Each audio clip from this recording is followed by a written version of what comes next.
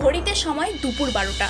মালবাজার পুরনো স্টেশন চত্বরে আমাদের ক্যামেরায় ধরা পড়ল বিভিন্ন স্কুলের এক ঝাঁক ছাত্রছাত্রী, সাথে কিছু বহিরাগত যুবক। যদিও ক্যামেরা দেখে সকলেই পালাবার চেষ্টা করে। উল্লেখ্য, মালবাজার পুরনো রেল স্টেশন চত্বরে বেশিরভাগ সময়ই বিভিন্ন স্কুলের ছাত্রছাত্রীদের জমায়েত ও আড্ডা নজরে আসে সাধারণ মানুষের। স্কুল চলাকালীন সময়ে কিভাবে তারা এখানে জমায়েত হয় তা নিয়ে বিভিন্ন মহলে প্রশ্ন উঠতে শুরু করেছে। বিগত সময়েও মালবাজার শহরে স্কুলে না গিয়ে দুর্ঘটনার শিকার হয়েছিলেন এক বেসরকারি স্কুল ছাত্র। কিন্তু তারপরেও একই দৃশ্য দেখা যাচ্ছে শহরের বিভিন্ন এলাকায়। পুরো রেল স্টেশন, বাস স্ট্যান্ড চত্বর বা অন্যান্য এলাকায় দিনের বেশিরভাগ সময় দেখা যাচ্ছে স্কুলের ড্রেস পরা ছাত্রছাত্রীরা ঘুরে বেড়াচ্ছে। ছাত্রছাত্রীদের সংশ্লিষ্ট স্কুলে যোগাযোগ করা হলে তারা বলেন, স্কুলের সময় পেরোনোর পর স্কুল থেকে পালিয়ে যাওয়ার কোনো উপায় নেই, কারণ স্কুলের গেট বন্ধ থাকে।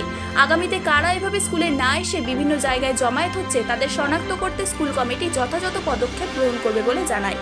এ বিষয়ে মালবাজার অভিভাবক মঞ্চের সম্পাদক দীপঙ্কর সরকার বলেন, বিস্তীর্ণ এলাকা জুড়ে স্কুলের সময়ে ছাত্রছাত্রীদের আড্ডা দেখা যায়। এই এলাকাগুলিতে তারা জমায়েত হয় তা সুস্থ পরিবেশ নয় এবং তাতে যে কোনো ধরনের দুর্ঘটনা ঘটার সম্ভাবনাও রয়েছে। এ বিষয়ে শিক্ষক নেতা নবীন সাহা বলেন, এই অবক্ষয়কে বাঁচাতে সকল স্তরের মানুষকে এককভাবে এগিয়ে আসতে হবে, না হলে এই সমস্যার সমাধান সম্ভব নয়।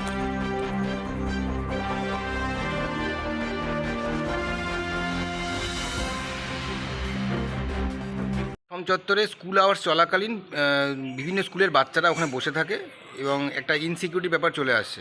এই ব্যাপারে কি বলবেন? অ্যাকচুয়ালি শুধু প্ল্যাটফর্ম বলবো না, যদি দেখো ওই টোটাল চত্বরটা ওখান থেকে শুরু হয়, একদম সিজে স্কুলের সেই অরূপদার যে জিম সেন্টারের যে গলি সেটা পার করে গিয়ে পর্যন্ত ওই টোটাল চত্বরটাতেই হচ্ছে হলো দলছুট কিছু স্কুল ছাত্রছাত্রী ওখানে ঘুরে বেড়ায়। মূলত এটা হচ্ছে হলো পুষ্পিকা বিএলেরই বেশি থাকে। তো কোনো কোনো ক্ষেত্রে শুধু যে এই দুটো স্কুল তা না, সিজে স্কুলের ছাত্র দেখা গেছে গরু বাথান চলে গেছে, সেখানে গিয়ে ইনসিডেন্ট ঘটেছে, মারা গেছে, এই ধরনের ঘটনাগুলো ঘটেছে। তা আমরা অভিভাবক মঞ্চের তরফ থেকে এর আগেও মুভমেন্ট করেছিলাম। তখন গায়কোয়াড় স্যার ছিলেন এইচডিপিও, ওনাকে জানিয়েছিলাম। উনি পুলিশ পাঠিয়েছিলেন ওই স্কুল আউটসে।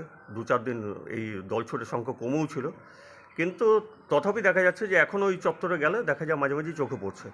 রিসেন্ট আমরা আইসি স্যারকেও জানিয়েছি।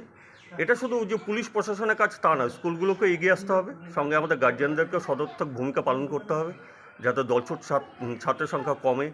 এবং ওখানে একটা নেশার র্যাকেট আছে, তারা যে কোনোভাবেই যাতে নেশার গ্রস্ত না হয়ে পড়ে ছাত্রছাত্রীরা, সেদিকটাও দেখতে হবে, কারণ আস্তে আস্তে তারাও জড়িয়ে যাচ্ছে।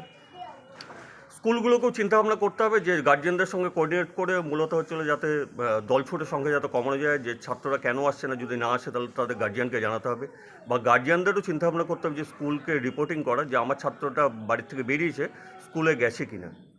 সমাজে সব শ্রেণীর মানুষকে এগিয়ে আসতে হবে, এগিয়ে এসে এই জিনিসটাকে চেষ্টা করতে হবে যাতে এটা কন্ট্রোল করা যায়।